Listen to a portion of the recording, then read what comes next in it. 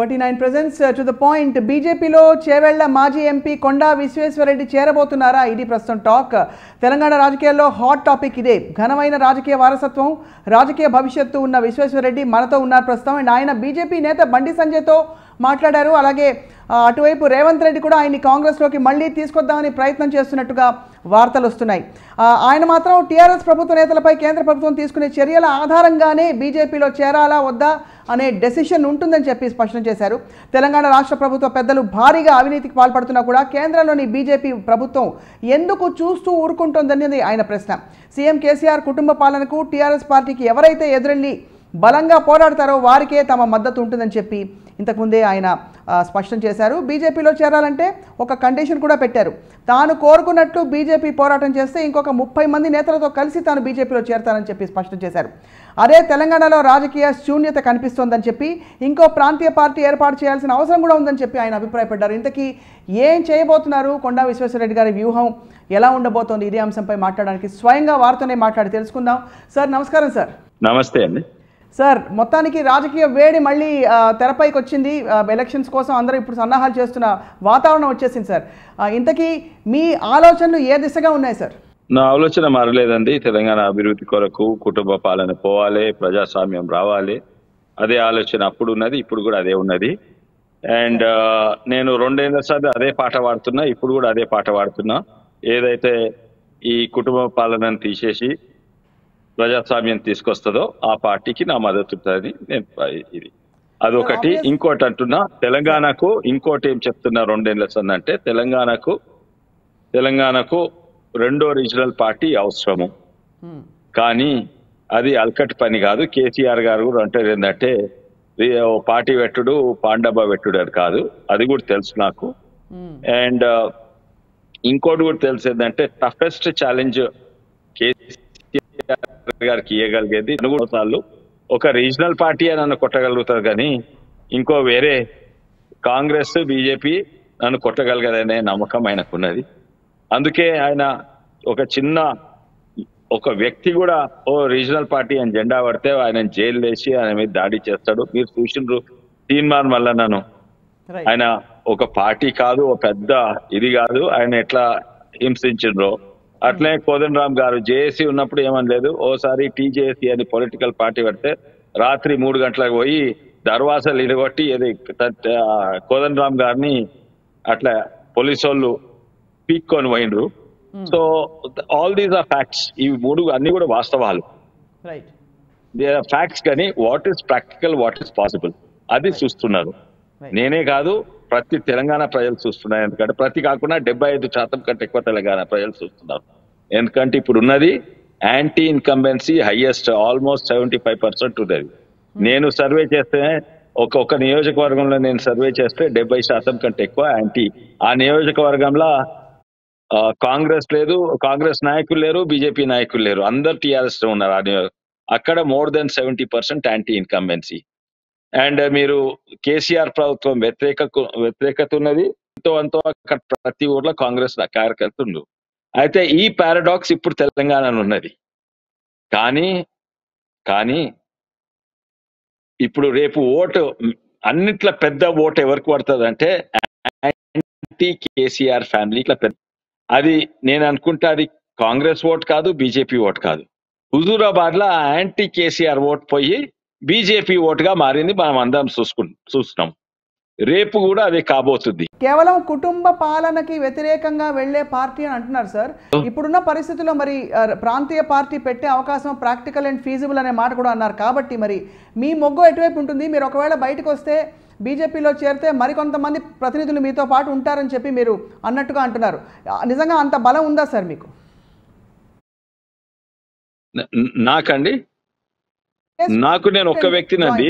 నేను నిన్నమన్న రాజకీయాలకు నాకంత బలం ఏం లేదు, నాకంత బలం అసలే లేదు. కానీ ఒక వ్యక్తి కూడా కాంట్రిబ్యూట్ చేయవచ్చు.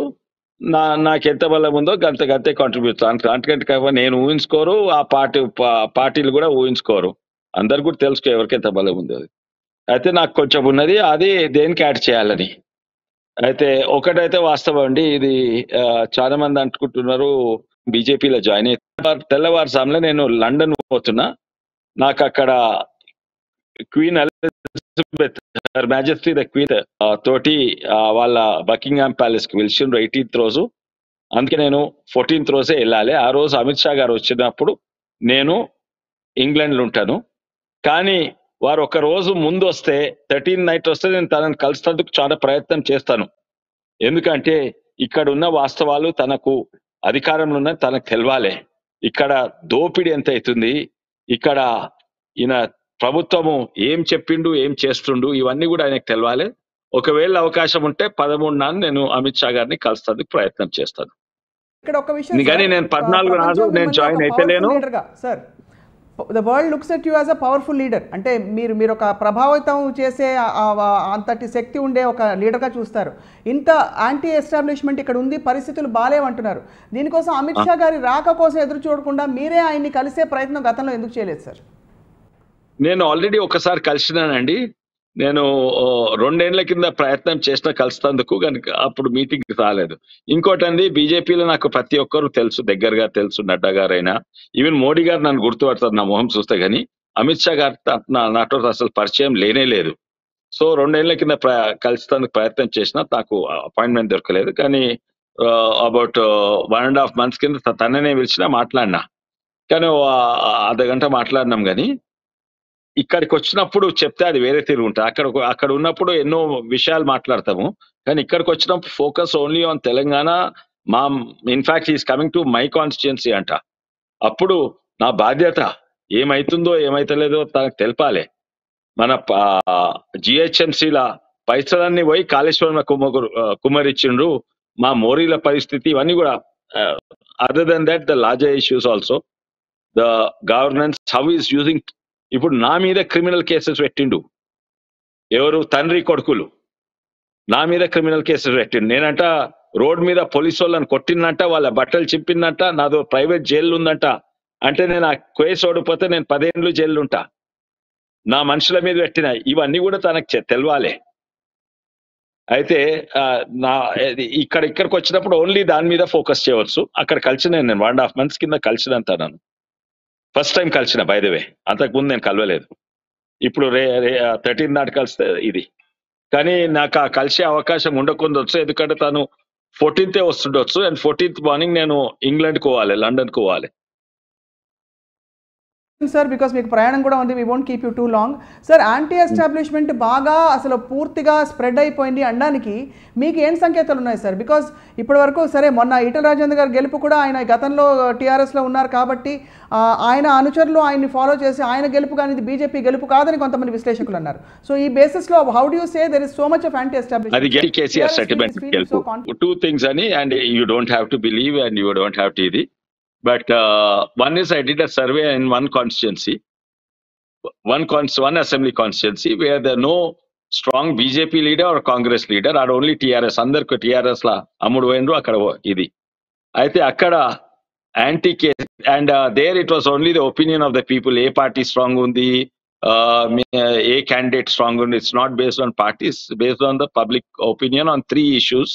One is are you against the KCR family rule, KCR government, or are you for the? We did not ask are you for TRS government. We asked are you మీరు TRS కేవలం అనుకూలమా వ్యతిరేకమా, ఇది అడిగినాము. Then this issue, then more than 70% have approximately 70% have told they are against, where there are no strong Congress leaders. But we believe it's more than 70. ఎందుకంటే కొంతమంది భయపడి చెప్పారు. ఎందుకంటే interview ఈ సర్వే చేసినప్పుడు వాళ్ళు నీ పేరు, ఊరు, ఫోన్ నంబరు, ఆ రికార్డింగ్ డివైస్ ఉంటది, అది పెడతారు. పెట్టే వరకు భయపడతారు, అరే నేను కేసీఆర్ గవర్నమెంట్ కు వ్యతిరేకంగా ఉంటే నాకు పెన్షన్ రాదేమో అని. సో ఆ ఫ్యాక్టర్ కూడా తీసుకెళ్తే నా అభిప్రాయంలో 20 to 25% ఉన్నారు. And that is number 1. అయితే they are against, more than 70% against. Number 2 is ఏ పార్టీ కేసీఆర్ ను కొట్టగలుగుతుంది? కాంగ్రెస్ ఆ బీజేపీ అంటే బీజేపీ అంటారు. నీ ఓట్ ఎవరికి అంటే కాంగ్రెస్ కు. That is the dilemma, that is the paradox Telangana people. It's not me, it's the Telangana people. But when it comes to vote, the biggest vote being and not a BJP, it's anti-KCR, they will do it one way. What they did it in Huzurabad. So that is my belief. That is based on my survey. Not only based on na survey ne kaka, I know one of the topmost political analysts who has been visiting Telangana, and he himself has told, if you, and this was about 15th of last month I met him, అయితే ఆయన ఆయన అన్నాడు ఏంటంటే, ఈ రోజు తెలంగాణ అంటే అప్పుడు 15th Telangana according to his surveys the number 1 party is Congress party. A survey చూసినా కాంగ్రెస్ అని చెప్తున్నది. కానీ కాంగ్రెస్ లో మంచి క్యాడర్ ఉన్నారు, చాలా మంచి లీడర్లు ఉన్నారు. ప్రతి గ్రామంలో 10 మంది అన్న ఉంటారు కాంగ్రెస్ జెండా పట్టుకునేటోళ్ళు. సో ఇట్స్ సర్వేలలో it's showing Congress. But the BJP advantages, Congress కు ప్రజల నమ్మకం లేదు, ఆ నమ్మకం బీజేపీ మీద ఉంది. Not only what is said in Delhi, ఇక్కడ నా లోకల్ సర్వేలో కూడా అదే చూపెడుతుంది. So that is the paradox, that is the dilemma the people are in today. But people కు ఓటింగ్ వచ్చే వరకు మంచి క్లారిటీ వస్తుంది, ఎట్లయితే హుజూరాబాద్ లో వచ్చిందో. Sir, and final question, sir, Vishweshwar Reddy garu, what is your decision going to be based on your survey or the ground reports, or just the ideology or the principles and the the promises the parties are going to make to the people in the next election? It's definitely not going to be based on the neither the ideologies or promises. When it comes to electoral politics, all parties have ideology. మేము దేశ సేవ చేస్తాం, మేము సమాజ సేవ చేస్తాం, మాకు vote వేయండి, మా పవర్లోకి తీసుకురండి. When it comes to elections, so when it comes to elections, everybody you can keep aside the ideology or anything else. So I'm trying to be influenced by many people. Who are the best people? నేను సాధారణంగా నాతో కలిసి sir బీజేపీలో join కాండి sir, లేకపోతే Congress join కాండి sir. These are this thing where my political Anucha, who they keep telling. But the best opinion are certain elders in our Telangana society. They need not be influenced. Public, చాలా మంది public కలిస్తే నాకేది మంచిగా అనిపిస్తుందో అదే చెప్తారు. So politicians అనేది totally wrong. నాకేది మంచిగా అనిపిస్తే అది చెప్తారు. అండ్ కేసీఆర్ ను తిడతారు, నామగొట్ట కేటీఆర్ ను తిడతారు and all that. So I don't want to be influenced by that. I want to be influenced by the elders of the Telangana society who have been watching. Then, and there's many of the old families of different communities and different districts who I'm meeting. Then Kula Sangalu. ఎన్నో కుల సంఘాలు ఉన్నాయి. Some BC కుల సంఘాలను కలిసిన, మందకృష్ణ మాదిగ గారితో కలిసిన తర్వాత, ఈవెన్ మా ఎంతో మా చేవెళ్ల ప్రాంతంలో కూడా ముదిరాజుల సంఘాలు కలిసిన, గౌడ్స్, యాదవ్స్, మన so different communities. When they meet as a కుల సంఘం, they'll be from different parties, including in Reddys. They'll be from, recently I met some in Karimnagar. They are mostly from TRS. But when they come there with the identity of the kulam, not with the, and they all, so వాళ్ళు they speak at the కుల సంఘాల meeting, they speak openly. ప్రతి కుల సంఘాల meeting లా గౌడ్లే గాని Yadav, at the కుల సంఘాల meeting they are speaking against, if I take go for the opinion, they are speaking against KCR. The same Kulalu, which was he is the most astute caste politician India has ever produced, and he used Kulalu. ఇప్పుడు the same thing is going to bury him. Well, so sir, I'm going to try and influence by somebody who's not going to please me. I'm going to be influenced by the elders of the society and various Kula Sangalu of various districts. చాలా స్పష్టతతో ఉన్నారు కొండా విశ్వేశ్వర రెడ్డి గారు. We wish you all the best and we wish to see how this next phase of the pre election campaign unfolds for the world. Thank you so much for joining us, sir. నమస్కారం.